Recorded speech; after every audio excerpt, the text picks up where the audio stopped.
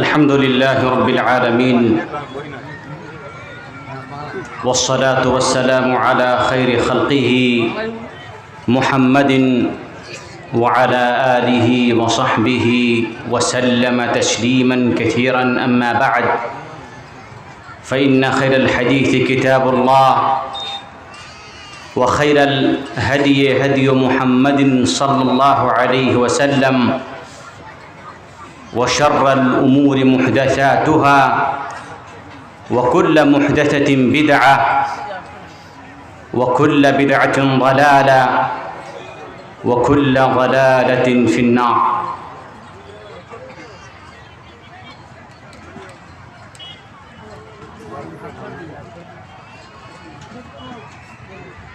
آج کے اس محفل کے قابل قدر لائق صد احترام صدر جلسہ علماء کرام اور دور دراز سے تشریف لائے ہوئے دینی اور ملی بھائیوں، ماؤں اور بہنوں،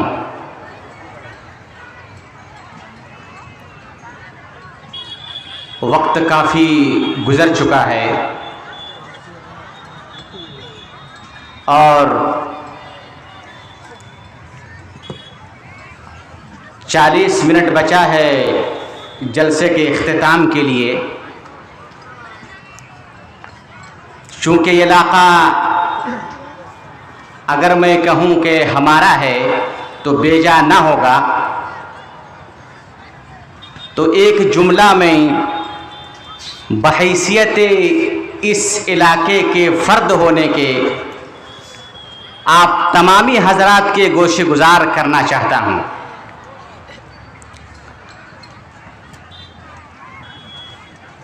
اور وہ بات یہ ہے کہ جب بھی اس طرح کے جلسے ہوں، جلسے کسی صاحب علم عالم دین کی صدارت میں جلسہ ہونا چاہیے، جس کی صدارت، جس کی نکیل کسی ایسے شخص کے ہاتھ میں ہو جو کھرے کھوٹے میں تفریق کر سکے، حق اور باطل کے درمیان تفریق کر سکے، اور آپ جیسے سادہ لوح انسان کو کتاب اللہ اور سنت رسول کی صحیح بات پہنچائی جائے.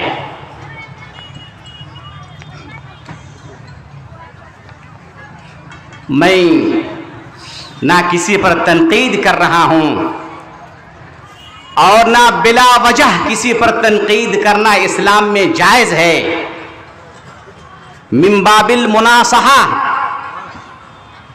نصیحت. اللہ کے رسول نے فرمایا الدین والنصیحہ، دین نصیحت کا نام ہے. آپ کی خیر خواہی، آپ کی بھلائی کا میں متمنی ہوں، اس کا نام دین ہے. ابھی تقریباً آدھے گھنٹے سے ہم لوگ جس واقعہ کو سماعت کر رہے تھے،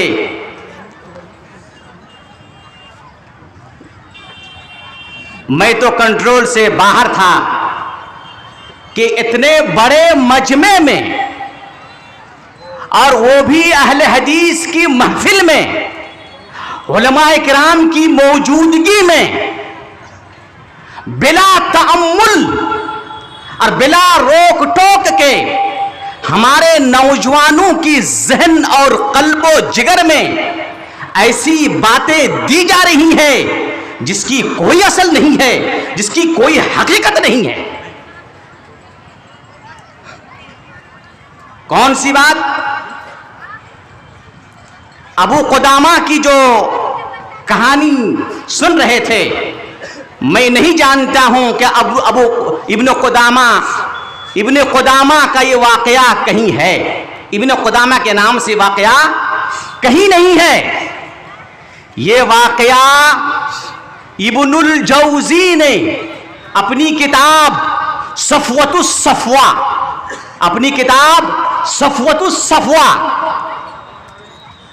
اس کتاب کے اندر انہوں نے اس طرح سے بیان کیا ہے. بلغنا، ہمیں خبر لگی ہے، ہم کو سننے میں آیا ہے. انہوں نے سند بیان نہیں کی. اس واقعہ کی کوئی سند نہیں، کوئی پیر نہیں، کوئی سر نہیں، بے بنیاد واقعہ ہے یہ. اس کی کوئی حقیقت ہے ہی نہیں. اور ابن قدامہ کے نام سے واقعہ منسوب نہیں ہے، بلکہ ابن قدامہ الحنبلی رحمہ اللہ، جس کی وفات 620 ہجری ہے، دمشق کے رہنے والے ہیں. یہ اس طرح کے لچر پوچ واقعہ سے کہیں دور کے ہیں. ابن قدامہ الحنبلی مذہب حنبلی کے بہت بڑے عالم دین تھے. ان کی بہت ساری کتابیں ہیں. ان کی ایک کتاب ہے جس کا نام ہے المغنی، جو 15 جلدوں میں ہے فقہ پر. اس کی ایک کتاب کا نام ہے عمدۃ الفقہ. اس کی ایک کتاب کا نام ہے الکافی. اس کی ایک کتاب کا نام ہے المقنع. اس کی عقیدے میں کتاب کا نام ہے لمعۃ الاعتقاد، اور جس کی وفات ہے 620 ہجری. اور امام ابن قدامہ کے تعلق سے یہ واقعہ کہیں نہیں ہے. یہ واقعہ ابو قدامہ سے جڑا ہوا ہے. ابو قدامہ کون ہے؟ ابو قدامہ کا کوئی سراغ نہیں ملتا. ابو قدامہ کون شخص ہے؟ اس کا وجود کا پتہ آج تک نہیں چلا. لہذا ایسے من گھڑت قصے اور کہانیاں علماء کرام کی مجلس میں بڑا تأمل اس طرح کے واقعات بیان کیے جا رہے ہیں. یہ بڑی افسوس کی بات ہے، دکھ دینے والی بات ہے. کتاب و سنت کے اندر ہمارے اور آپ کے لیے ایسی نصیحتیں موجود ہیں جو ہم کو صالح انسان، نیک انسان، نبی کا گرویدہ، توحید کا پرستار، حق کے لیے جانثار بنانے کے لیے کافی ہے. اس طرح کے کہانیاں نہیں بیان کرنی چاہیے. اور شیخ محترم نے بیان کیا کہ یہ واقعہ انہوں نے ایک بنگلہ کتاب کا نام کا ذکر کہا کہ سونالی کرن، سنہری کرنیں، جو عبد المالک مجاہد پاکستان کے رہنے والے ہیں، ان کی سنہری نام سے ایک نہیں درجنوں کتابیں ہیں. اور یہ کتاب اصل اردو میں ہے، اور اس کتاب کو ابو المکرم نے بنگلہ میں ترجمہ کیا ہے. یہ کتاب ابو المکرم کی نہیں ہے، انہوں نے ٹرانسلیشن کیا ہے. لہذا جو باتیں سند کے ساتھ ہو، صحیح حدیث و قرآن کے ساتھ ہو، وہی امت کو دینی چاہیے. الغرض یہ جو چند باتیں تھیں یہ میرے لیے نہیں، مجھے اسلام کے تعلق سے بیان کرنا، اسلام کی شبیہ سے کالا دھبا کو دور کرنا ہم لوگوں پر فرض ہے. اس لیے ہمارا اسلام اس طرح کے کہانیوں کے محتاج نہیں ہے. سرور کائنات جناب محمد الرسول اللہ صلی اللہ علیہ وسلم نے ہم کو ایسے درخشندہ اور واضح راستے پر چھوڑ گیا ہے جس کی رات بھی دین کی طرح اجالے ہیں. اللہ کے رسول نے فرمایا ترکتکم علی المحجۃ البیضاء لیلھا کنہارھا لا یزیغ عنھا بعدی الا ھالک. لوگوں، میرے مرنے کے بعد، میری وفات کے بعد تم لوگوں کو ایک ایسی شاہ راہ، ایک روشن راستے پر چھوڑ جا رہا ہوں جس کی رات بھی کتاب و سنت کی روشنی میں کتاب و سنت نے اجالا کر دیا ہے. واضح ہے، حق اور باطل کی تمیز کرنا آسان ہے.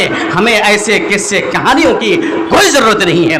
اللہ رب العالمین نے فرمایا الیوم اکملت لکم دینکم واتممت علیکم نعمتی ورضیت لکم الاسلام دینا. آج کے کے دن ہم نے اسلام کو مکمل کر دیا ہے. اسلام کے اندر کوئی کمی اور خامی نہیں ہے. اسلام کے اندر کہیں اور سوراخ سوئی ڈالنے کی جگہ نہیں ہے. اسلام مکمل ہے. اسلام تمام ہے. اسلام مکمل ماہ تمام ہے. اس میں اور کسی چیز کی ضرورت نہیں ہے.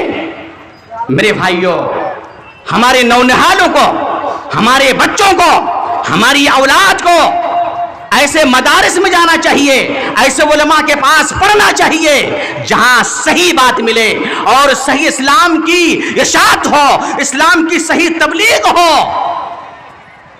اللہ تعالیٰ نے، اللہ کے رسول نے فرمایا بلغوا عنی ولو آیہ، اگر تم کو ایک آیت کے بارے میں صحیح علم ہو اس کو پہنچاؤ. مگر کب؟ جب آپ کے پاس ایک آیت کا صحیح علم ہو. اگر صحیح علم نہیں ہے، آیت تو پڑھ لیے ہیں، تفسیر نہیں معلوم ہے، ترجمہ نہیں معلوم ہے، آپ اس کو بیان نہ کر سکتے. آپ بجائے اس کے کہ لوگوں کو رشد و ہدایت کے راستے پر لائیں گے، آپ لوگوں کو گمراہ کر دیں گے. لہذا جب تک مضبوطی کے ساتھ، ٹھوس پن کے ساتھ کوئی چیز معلوم نہ ہو تو نہیں بیان کرنی چاہیے، نہیں بیان کرنی چاہیے.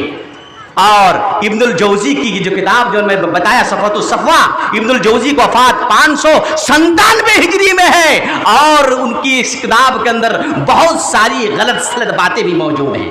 یہ کون بتائے گا؟ علماء کرام بتائیں گے ہمارے. مگر مجھے افسوس، پھر میں افسوس کا اظہار کر رہا ہوں کہ ہونا تو چاہیے تھا کہ آج کی محفل میں آپ علاقے کے جو بڑے بڑے علماء کرام ہیں ان کو مدعو کر دے، ان کو بلا دے. اور میرے بھائیوں، اصلاح کا دور شروع ہو چکا ہے. اصلاح کیجئے، اپنے نفس میں اصلاح کیجئے، جلسوں کی اصلاح کیجئے، مدرسے کی اصلاح کیجئے، سماج کی اصلاح کیجئے. اور اسلام کے نام پر جو غلط سلط روایتیں، ضعیف، مردود، موضوع اور مراسیل بیان کیے جا رہے ہیں، اسلام کو ان سے پاک کیجئے. مجھے جس موضوع پہ بولنا تھا، وقت بہت کم ہے، میں کیا بولوں سمجھ میں نہیں آ رہی ہے. لیکن جب آیا ہوں، یقین انشاءاللہ العزیز صحیح حدیث کی روشنی میں اور قرآن مجید کی روشنی میں جتنی باتیں نیت کر کے آیا تھا بتانے کے لیے اتنا تو بتا نہیں سکتا، مگر پھر بھی آئندہ آدھے گھنٹے میں جتنا ہو سکے میں ضرور بیان کروں گا. ہو سکتا ہے کہ میری یہ بات، کتاب اللہ کی یہ صدائیں، رسول کی آواز، صحابہ کی یہ پکار آپ کے دل میں بیٹھ جائے اور آپ صحیح راہ پہ آ جائیں. میرے بھائیوں، ہم کون ہیں؟ ہمارا نام کیا ہے؟ ہمارا نسب العین کیا ہے؟ ہمیں کرنا کیا چاہیے؟ 3 سوال ہیں. ہم کون ہیں؟ ہمارا مقصد حیات کیا ہے؟ نسب العین کیا ہے؟ دوسرا سوال. تیسرا سوال یہ ہے کہ ہمیں اپنے مقصود تک پہنچنے کے لیے کرنا کیا چاہیے؟ کرنا کیا چاہیے؟ دنیا میں ہم یوں نہیں آئے، دنیا میں ہم یوں نہیں آئے. اللہ رب العالمین نے ہمیں دنیا کے اندر مبعوث فرمایا ہے، دنیا کے اندر پیدا کیا ہے ایک عظیم مقصد کے تحت. اور وہ مقصد کیا ہے؟ اللہ رب العالمین فرماتا ہے وَمَا خَلَقْتُ الْجِنَّ وَالْإِنسَ إِلَّا لِيَعْبُدُونَ. اے ایمان والو، مسلمانوں سنو، انسانوں سنو، ہم نے جن اور انسان کو محض اس لیے پیدا کیا ہے تاکہ وہ میری عبادت کرے، میری پرستش کرے، میری بندگی کرے، میری عبادت میں جٹ جائے. یہ ہے مقصد تخلیق. اور ہم کون ہیں؟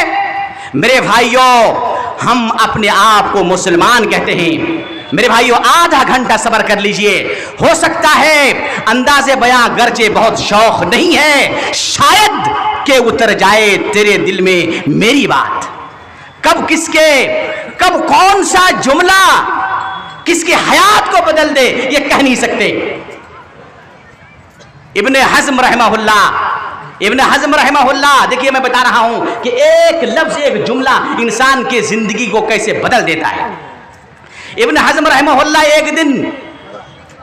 ایک دن مسجد میں داخل ہوئے، بیٹھ گئے، تو اس کے پاس جو آدمی بیٹھا ہوا تھا اس نے کہا عجیب بات ہے، مسلمان ہو اور مسجد میں آئے ہو اور تحیۃ المسجد کا کوئی نام و نشانہ نہیں، کیسے تم بیٹھ گئے؟ تحیۃ المسجد کہاں؟ کہا اچھا جب مسجد میں آؤں تو تحیۃ المسجد پڑھوں، ٹھیک ہے۔ اب جب داخل ہوتے تھے نماز پڑھتے تھے، ایک دن داخل ہوئے عصر کے بعد تو ایک آدمی نے ٹوک دیا، کہا کہ اچھا جب چاہو نماز پڑھنا شروع کر دو، مسجد میں نماز کیوں؟ ارے اس دن میں نماز نہیں پڑھا تو ٹوکے کہ نماز کیوں نہیں پڑھتے، آج میں نے پڑھا تو وہ روک رہے کیوں پڑھتے ہو؟ بڑا مسئلہ ہے، سمجھ میں نہیں آ رہی ہے کب پڑھوں کب نہ پڑھوں۔ حل تلاش کرنے کے لیے لگ گئے، جب لگ گئے حل تلاش کرنے کے لیے، کہا کہ اس علم کو میں پڑھ کے ہی چھوڑوں گا، اس علم کو میں جان کر ہی چھوڑوں گا۔ مسئلہ کیا ہے؟ پڑھتے ابن حزم رحمہ اللہ محلہ جیسے کتاب کے مؤلف بنے۔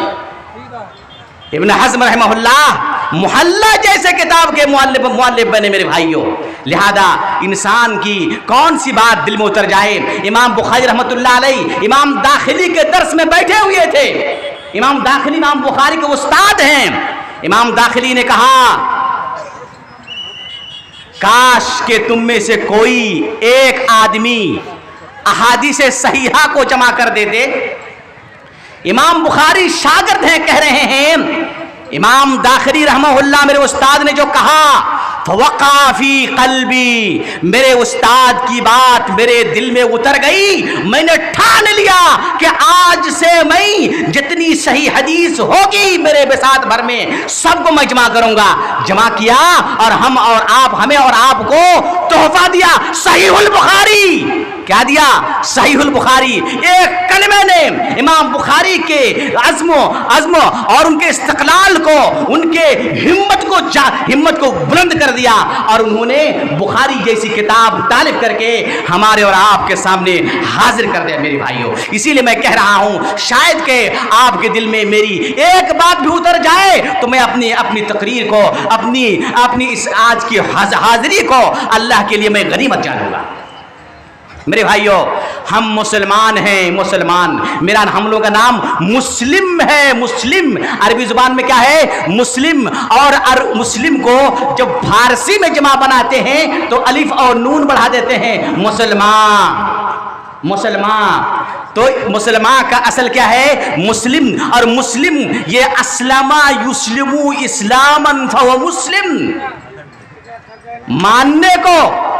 مان لینے کو مسلم کہتے ہیں، مان لینے والا۔ اور مسلمان ہونا بہت بڑی بات ہے، مسلمان ہونا دنیا کے اندر سب سے بڑی نعمت ہے۔ اللہ نے اگر کسی کو مسلمان بنایا ہے تو دنیا کے اندر سب سے بڑی نعمت سے وہ مالا مال ہے۔ اللہ رب العالمین نے فرمایا ان الدین عند اللہ الاسلام، اللہ کے نزدیک اگر دین ہے تو اسلام ہے۔ اللہ نے اگر کسی کو مسلمان بنایا ہے بہت بڑی نعمت ہے۔ اللہ کے رسول اللہ تعالیٰ نے فرمایا وَلَعَبْدٌ مُؤْمِنٌ خَيْرٌ مِّن مُشْرِكٍ وَلَوْ أَعْجَبَكُمْ، ایک مسلمان بندہ، ایک مسلمان غلام، چاہے وہ کالا کلوٹا کیوں نہ ہو، اگر اس کا دل کلمہ لا الہ الا اللہ محمد الرسول اللہ سے دھڑکتا ہے، اس کے رگوں میں محبت الہی، محبت رسول کا خون دوڑتا ہے، تو وہ دنیا کی تمام مشرکوں سے بہتر ہے۔ لہذا اللہ رب العالمین نے ہم کو مسلمان بنایا ہے، ہمارا نام مسلم ہے، مسلمان ہے، اللہ کی بہت بڑی نعمت ہے۔ کتنی بڑی نعمت ہے؟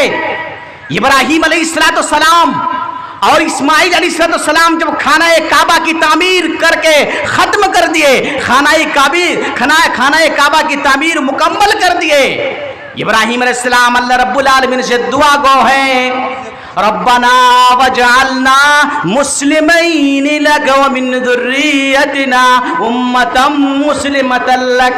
اے اللہ دعا کر رہا ہوں، اے اللہ بھیک مانگ رہا ہوں، تیرے واسطے تو خانہ کعبہ کی تعمیر مکمل کر دی. رب کائنات، رب ذوالجلال، تو ہمیں سب سے پہلے مسلمان بنا اور میرے بعد میری نسل سے آنے والی میری نسلوں کو مسلمان بنا رب کائنات. اس لیے کہ مسلمان سے بڑھ کر دنیا کے اندر کوئی نعمت نہیں ہے. ہمارا نام مسلمان ہے. مسلمان کا معنی ماننے والا، اپنے آپ کو حوالہ کرنے والا. ہم سب اللہ اور اس کے رسول کو اپنی زندگی حوالے کر دیے ہیں. ان کے قانون کے مطابق، ان کے دستور کے مطابق، ان کے اصول و قواعد کے مطابق، ان کے ضابطے کے مطابق ہماری زندگی گزرے گی. اس لیے ہمارا نام مسلمان ہے. اللہ رب العالمین ایک مومن کی تعریف کرتے ہوئے، مومن کی صفت بیان کرتے ہوئے فرماتا ہے وَمَا كَانَ لِمُؤْمِنٍ وَلَا مُؤْمِنَةٍ إِذَا قَضَى اللَّهُ وَرَسُولُهُ أَمْرًا أَن يَكُونَ لَهُمُ الْخِيَرَةُ مِنْ أَمْرِهِمْ.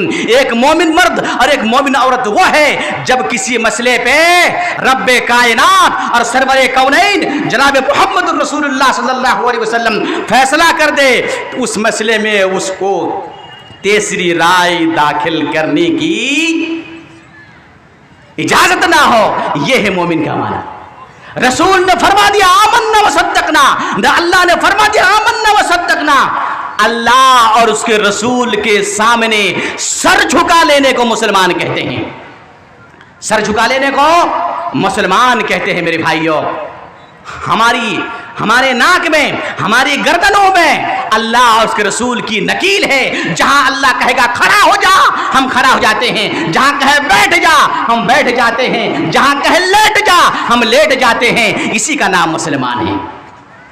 ہم اللہ اور رسول کے فرمان کے مطابق چلتے ہیں. شادی میں، بیاہ میں، عقیدے میں اور کھانے میں، پینے میں، صلاۃ میں، صیام میں، حج میں، زکوٰۃ میں، الغرض دنیا کی تمام شعبہ حیات میں رسول کریم صلی اللہ علیہ وسلم کے دیے ہوئے ضابطے اور اصول پر ہم چلتے ہیں. اسی کا نام مسلمان ہے.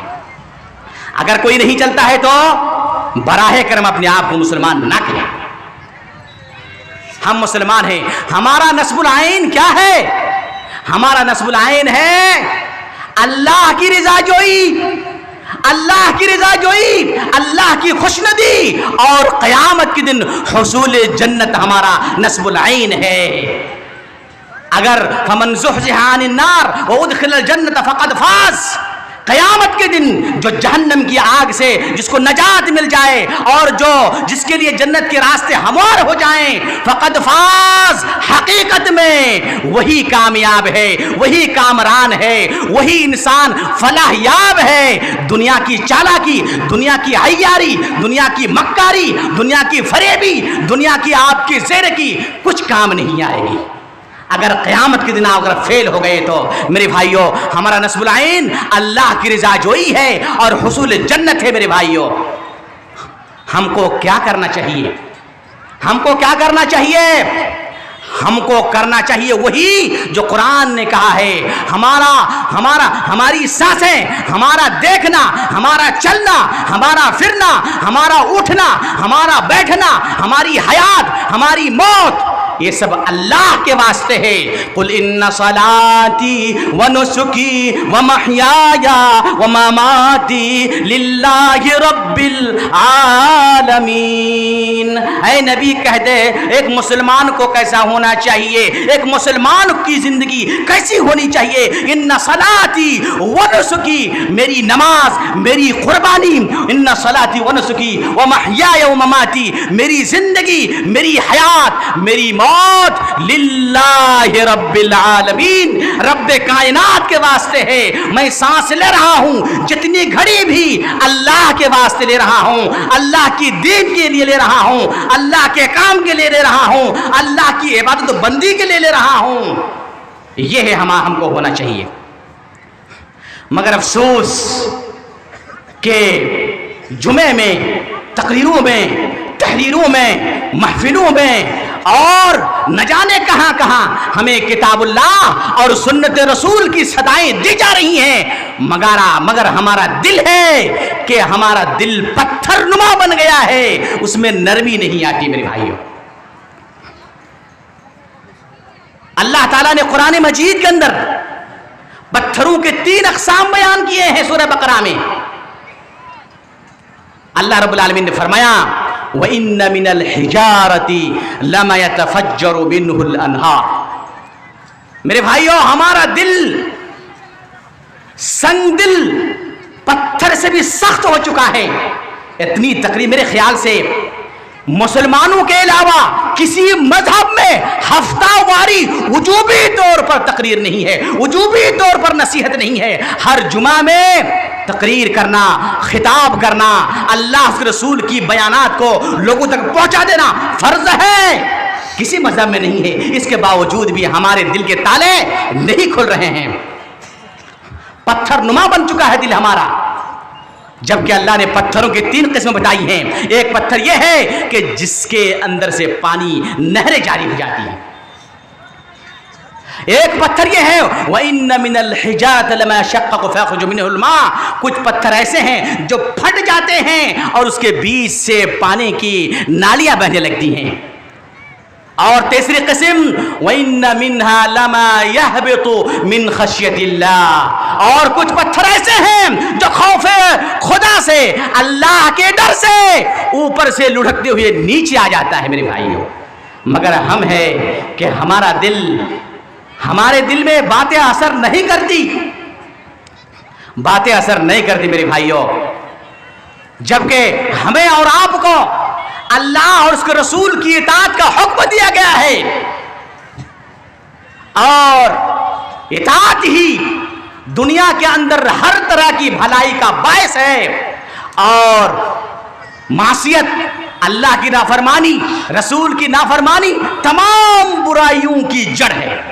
دنیا کے اندر آپ جتنی بھلائی دیکھ رہے ہیں یہ اطاعت کا نتیجہ ہے، اطاعت کا ثمرہ ہے، اور دنیا کے اندر جتنی برائیاں، جتنی خرافات، جتنی گندی چیزیں دیکھ رہے ہیں یہ اللہ کی معصیت کا نتیجہ ہے۔ شیخ الاسلام ابن قیم نے فرمایا کہ دنیا کے اندر ہر بھلائی اطاعت کی بنیاد پر ہے، اور دنیا کے اندر ہر برائی اللہ کی اور رسول کی نافرمانی کی وجہ سے ہے۔ میرے بھائیوں، اللہ رب العالمین نے ہمیں اور آپ کو قرآن مجید میں بارہا اللہ اور اس کے رسول کی اطاعت کی دعوت دی ہے۔ امام احمد بن حنبل رحمہ اللہ فرماتے ہیں کہ میں نے قرآن مجید کھولا، مصحف کھولا، تو اللہ کی اطاعت کے سلسلے میں مجھے 30 سے زائد آیتیں ملی۔ کتنی؟ 30 سے زائد آیتیں اللہ کی اطاعت پر ہے میرے بھائیوں۔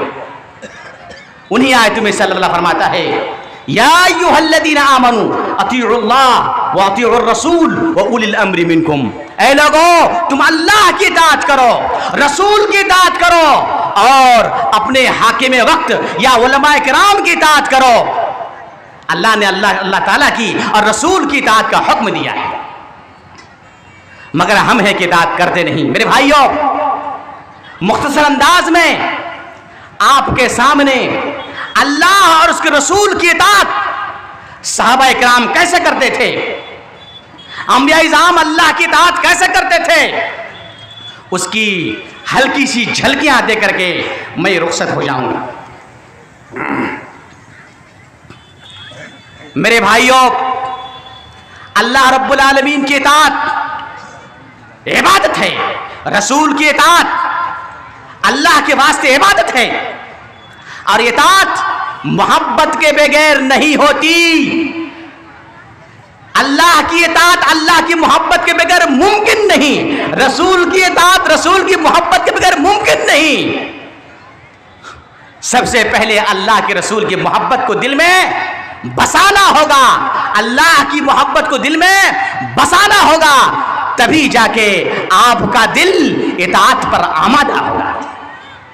صحابہ کرام جن کے دلوں میں اللہ اور اس کے رسول کی محبت کوٹ کوٹ کے بھری ہوئی تھی، وہ آپ صلی اللہ علیہ وسلم کی اطاعت کیسے کرتے تھے.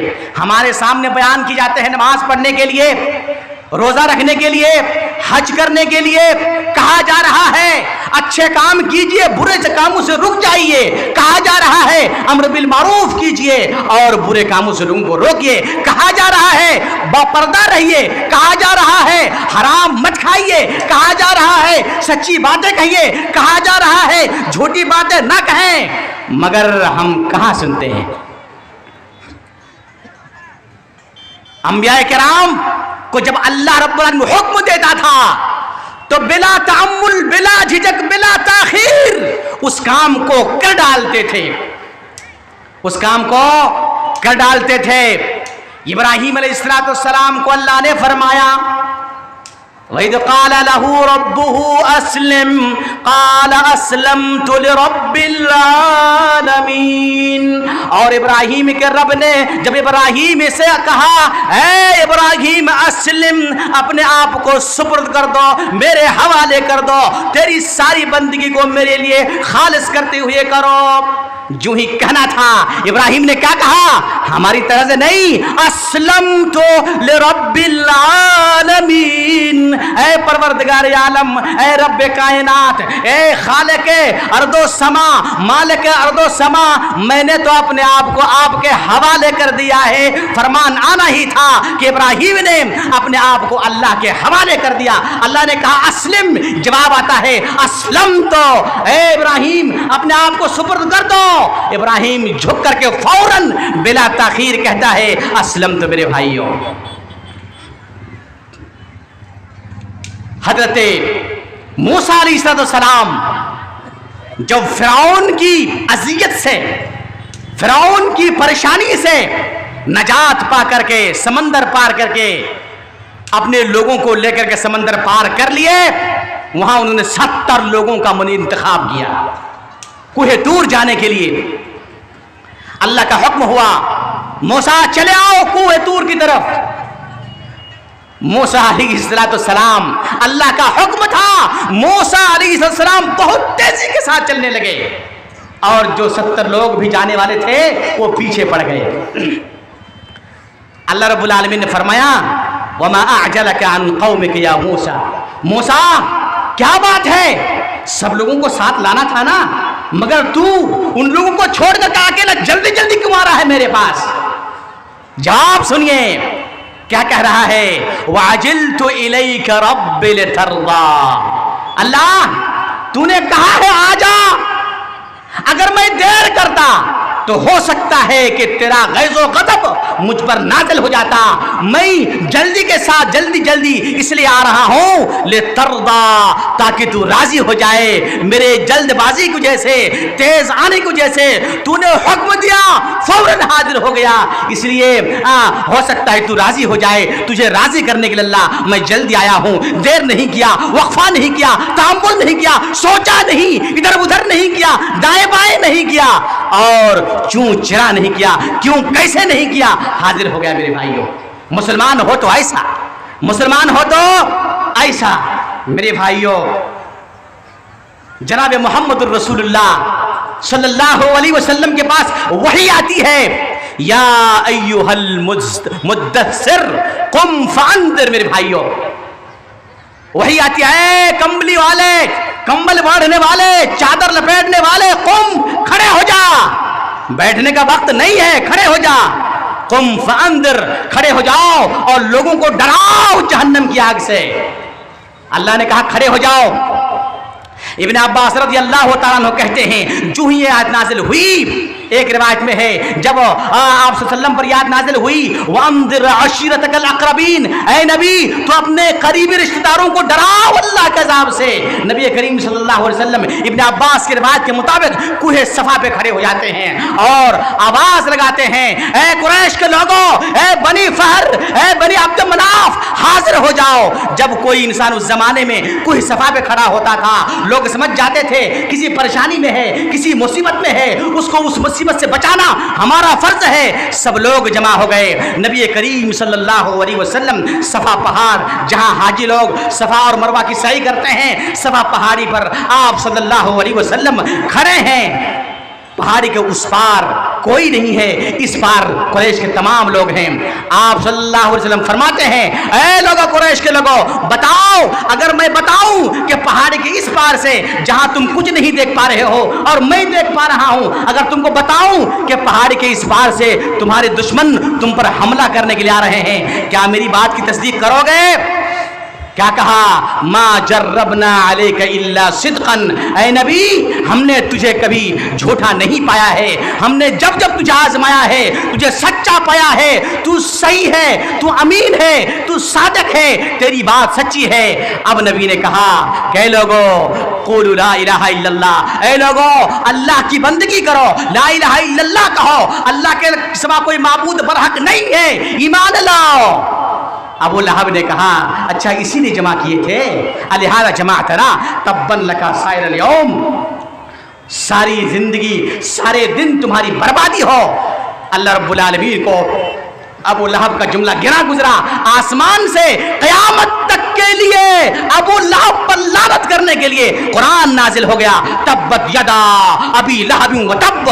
آج بھی قرآن کی یہ سورت تلاوت کی جاتی ہے، قیامت تک تلاوت کی جائے گی۔ تم نے میرے نبی کو ایک مرتبہ کہا، اللہ نے قیامت تک کے لیے تیرے مقدر میں لعنت لکھ دی۔ میرے بھائیو حکم الغرض حکم ہوا وانذر عشیرتک الاقربین، نبی کریم صلی اللہ علیہ وسلم اللہ کا حکم آتے ہی کوہ صور فوراً چڑھ جاتے ہیں اور حکم کی تعمیل کرتے ہیں۔ اللہ رب نے فرماتا ہے نبی کا، اے نبی یا ایھا المزمل قم اللیل الا قلیلا، اے کمبل بڑھنے والے رات کو کم سویا کرو، نماز پڑھا کرو۔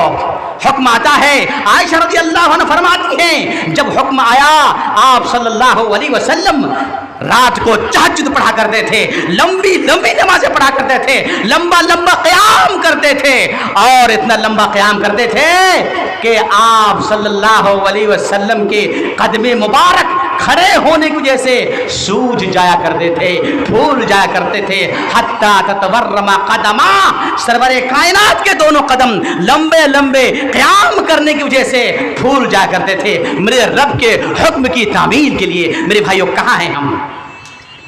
صحابہ کرام نبی کریم صلی اللہ علیہ وسلم کا حکم پاتے ہی بلا تعمل، بلا تردد، بلا تاخیر، بلا چوچرا، بغیر کیسے کیوں کہے تسلیم کر لیتے تھے، تسلیم کر لیتے تھے۔ میرے بھائیوں ان کے چند نمونے میں پیش کروں گا۔ آپ صلی اللہ علیہ وسلم، بخاری کی روایت ہے، ابو داؤد کی روایت ہے، آپ صلی اللہ علیہ وسلم ایک مرتبہ صحابہ کرام کو لے کر کے نماز پڑھ رہے تھے، نماز کے دوران جناب محمد الرسول اللہ صلی اللہ علیہ وسلم نے اپنے جوتے اتار دیے، جو ہی جوتے اتارے پیچھے صحابہ کرام جانے سار نبی کے محبین، نبی کے لیے اپنی جان کو قربان کرنے والے، نبی پر فدا ہونے والے، نبی پر اپنے خون کو صدقہ کرنے والے، باپ ماں کو لٹانے والے صحابہ کرام جب دیکھے کہ نبی نے جوتا کھول دیا ہے فوراً سب اپنے اپنے جوتے کھولنے لگے۔ جب نماز ختم ہوئی آپ صلی اللہ علیہ وسلم نے دیکھا کہ تمام صحابہ کرام اپنے اپنے جوتے کھولے رکھے ہوئے ہیں۔ اللہ کے رسول نے فرمایا صحابہ کرام کیا بات ہے تم لوگ جوتے کھول دیے ہو؟ کیا جواب تھا؟ میرے بھائیوں مسلمانوں، ہم مسلمان ہیں، ہم انہی صحابہ کرام تابعی نظام کے نقش قدم پر چلنے والے مسلمان ہیں، ہم اہل سنت والجماعت ہیں، ہم منہج سلف کے پیروکار ہیں۔ اگر ہم نے ان کی پیروی نہیں کی اپنے آپ کو سلفی کہنے کا حق نہیں رکھتے۔ کیا جواب تھا سنیے، رائنا کا خلعت فخلانا، اللہ کے رسول ہم نے دیکھا آپ نے جوتا کھولا تو آپ کی پیروی کرتے ہوئے ہم نے بھی کھول دیا۔ ایسا نہیں کہ کیوں، کیسے، کیا وجہ، کیوں کھولیں گے، کیا نقصان، کیا فائدہ، کیا اس میں ملے گا، کیا کھوئیں گے، ایسا نہیں، دیکھا ہم نے کھول دیا۔ میرے بھائیوں صحابہ کرام عمر رضی اللہ تعالیٰ عنہ کہتے ہیں کہ زمانہ جاہلیت میں لوگ اللہ کے علاوہ باپ ماں کی قسم کھایا کرتے تھے، جیسے آج کل ہمارے سماج میں کہیں کہیں ہے باپ کی قسم کھاتے ہیں، ماں کی قسم کھاتے ہیں، میری ماں کی قسم، میری باپ کی قسم. اللہ کے رسول نے حکم جاری کیا اور صحابہ کے ذریعے سے کہلوایا، اللہ اور اس کے رسول تمہیں روکتا ہے، منع کرتا ہے باپ کی قسم کھانے سے. اللہ اکبر. حکم صادر ہو گیا. کہاں سے؟ سرور کائنات محمد الرسول اللہ سے. عمر کیا کہتے ہیں سنیے، واللہ ما حلفت بعدہ لا ذاکرا ولا آجرا. بخاری کی روایت ہے کہ قسم خدا کی، جب سے اللہ کے رسول کی میں نے یہ حدیث سنی میں نے کبھی قسم نہیں کھائی ہے، لا ذاکرن، نہ کبھی دانستہ طور پر میں نے جان بوجھ کر قسم کھائی ہے، ولا آشرن، اور نہ ہی میں نے کسی کی قسم کی نقل کی ہے. جیسے مان لیجیے کسی نے کہا فلاں نے قسم کھایا باپ کی قسم میرے ابو کی، میں نے اس طرح سے کسی کی حکایت بھی بیان نہیں کی. سبحان اللہ. اس کو کہتے ہیں طاعت، اس کو کہتے ہیں طاعت. میرے بھائیوں، ایک صحابی آئے، کہا کہ اللہ کے رسول، جابر بن سلیم شاید نام ہے اس کا، کہتا اللہ کے رسول ہم دیہاتی آدمی ہیں، ہماری زبان میں سختی ہے، تلخی ہے، ہمیں کچھ وصیت کیجئے، کچھ نصیحت کیجئے. اللہ کے رسول نے فرمایا لا تسبن احدا. کیا فرمایا اللہ کے رسول نے؟ لا تسبن احدا، کسی کو گالی مت دینا. کیا کہا؟ کسی کو گالی مت دینا. جابر بن سلیم کہتے ہیں کہ جب اللہ کے رسول نے حدیث فرمائی اور میں نے حدیث سنی، اس کے بعد سے ما سببت واللہ لا شاتن ولا بعیرن. میں نے یہ حدیث سننے کے بعد نہ میں نے انسان تو دور کی بات، میں نے انسان کو گالی دینا چھوڑ دیا، میں نے کسی بکری کو یا کسی اونٹ کو بھی گالی نہیں دیا. سبحان اللہ. یہ ہے اطاعت، یہ ہے جذبہ. میرے بھائیوں، غزوہ خندق کا واقعہ کون نہیں جانتا؟ غزوہ خندق جو مدینے میں ہر طرح سے کفار یہودی مل کر مہا گٹھ بندھن بنا کر کے مسلمانوں کے وجود کو مٹانا چاہتا تھا. قرآن نے سورہ احزاب میں بڑی ہی خطرناک اور دل دہلانے والے منظر کشی کی ہے میرے بھائیوں، اور کہا اے لوگوں یاد کرو اللہ کی نعمت کو جس دن تمہارے اوپر سے، تمہارے نیچے سے تمہارے دشمن آیا گئے تھے اور تم کو ہلاک کرنے والے تھے. اس وقت ہم نے تم پر ہوا بھیجی میرے بھائیوں. غزوہ خندق کے موقع پہ، غزوہ خندق سخت ٹھنڈی کے موسم میں ہوا، سخت ٹھنڈی، کڑاکے کی ٹھنڈی میں. حذیفہ بن الیمان جلیل القدر صحابی ہیں، وہ کہتے ہیں میں مسجد کوفہ کی مسجد میں ایک مرتبہ بیٹھا ہوا تھا. ایک تابعی بیان کرنے لگے، کہنے لگے کہ اگر میں اللہ کے رسول کے زمانے میں زندہ ہوتا لقاتلت فی سبیل اللہ وابلیت، اگر میں اللہ کے رسول کے زمانے میں زندہ ہوتا تو میں راہ خدا میں جہاد کرتا، قتال کرتا اور اللہ کے رسول کی مدد و نصرت میں بڑی کوشش کرتا، کوتاہی نہیں کرتا. حذیفہ بن الیمان سمجھ گئے کہ یہ آدمی کہنا چاہ رہا ہے کہ صحابہ کرام نے نبی کے ساتھ جو محنت کی ہے اس کو یہ آدمی ہلکا بیان کرنا چاہ رہا ہے. حذیفہ نے کہا سن، اگر تو زندہ ہوتا تو تو جہاد کرتا. سن لے، غزوہ خندق کے موقع پہ اتنی ٹھنڈی تھی کہ انسان کو کپکپی طاری ہو جاتی تھی. کوئی اپنے بدن کو بالکل سکڑائے بیٹھا تھا. اللہ کے رسول صلی اللہ علیہ وسلم نماز پڑھ رہے تھے، نماز سے سلام پھرے، کہنے لگے من یأتینی بخبر القوم، کون ہے جو قریش جو مکہ سے آئے ہیں ہمیں مٹانے کے لیے، اس کی خبر لے کے آئے گا، قیامت کے دن وہ میرے ساتھ ہوگا. اتنی بڑی خوشخبری. حذیفہ کہتے ہیں اتنی ٹھنڈی تھی کسی کو جرأت نہ ہوئی کوئی کہہ نہ پائے کہ اللہ کے رسول میں کھڑا ہو جاؤں گا. ابھی حکم نہیں ہوا. اللہ کے رسول نے فرمایا دوبارہ من یأتینی بخبر القوم، کون ہے جو قوم کی خبر مجھ تک پہنچائے گا، کتنی تعداد ہے، کیا تیاری ہے، کیا کر رہے ہیں، کتنے اسلحہ ہیں، کیا منصوبے ہیں اس کی خبر لا کے مجھ کو کون دے گا. پھر بھی کوئی کھڑے نہیں ہوئے. کس لیے کیوں کھڑے نہیں ہوئے؟ اتنی ٹھنڈی تھی کہ کوئی اپنی جگہ سے ہٹنا پسند نہیں کرتے تھے. حدیث کے الفاظ میں آتا ہے وَقُرٌ، اتنی ٹھنڈی تھی کہ جب کوئی بہت زیادہ ٹھنڈی ہوتی ہے تو انسان اپنے دانت کو پیستا ہے نا، تو اس کو کہتے ہیں قر یقرقر بہ الاسنان، جس سے انسان اتنی ٹھنڈی کہ انسان اپنے دانت کو پیسنے لگتا ہے. اتنی ٹھنڈی تھی. اللہ کے رسول نے تیسری مرتبہ کہا کون ہے جو قوم کی خبر لے کے آئے گا اور اس کو بشارت دیتا ہوں قیامت کے دن وہ میرے ساتھ ہوگا. کوئی کھڑی نہیں ہوئی. اللہ کے رسول نے اب نام لے لیا، یا حذیفہ قم، حذیفہ کھڑے ہو جاؤ. اب حذیفہ کہتے ہیں فلم اجد بدن، اب میرا کوئی راستہ نہیں بچا، مجھے کھڑا ہونا ہی پڑا. جب نام لے لیا کھڑا ہو گیا. کہا کہ جاؤ. اور اللہ رب العالمین کے رسول نے دعا کر دی، اللہ محفظہ من فوقہ ومن تحتہ ومن یمینہ وعن شمالہ. اے اللہ تو حذیفہ کی حفاظت کرنا، اوپر سے بھی اور نیچے سے بھی، دائیں سے بھی اور بائیں سے بھی. اللہ کے رسول کی دعا آسمان کو لگ گئی، اللہ کے رسول کی دعا قبول ہو گئی. حذیفہ کہتے ہیں اتنی ٹھنڈی میں اللہ کے رسول نے مجھے بھیجا. جب میں نکلا تو اللہ کے رسول نے مجھے وصیت کی وَلَا تَدْعَرْهُمْ عَلَيَّ، حذیفہ جا تو رہے ہو، خبر لے کے آنا